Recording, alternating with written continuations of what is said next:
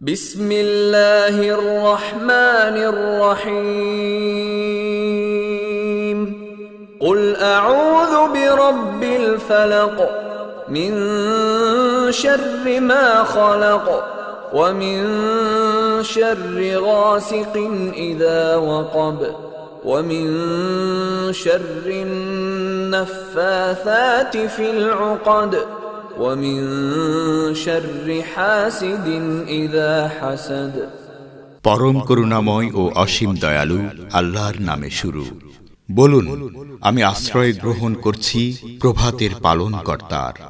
তিনি যা সৃষ্টি করেছেন তার অনিষ্ট থেকে, অন্ধকার রাত্রির অনিষ্ট থেকে যখন তা সমাগত হয়, গ্রন্থিতে ফুৎকার দিয়ে জাদুকারিনীদের অনিষ্ট থেকে এবং হিংসুকের অনিষ্ট থেকে যখন সে হিংসা করে।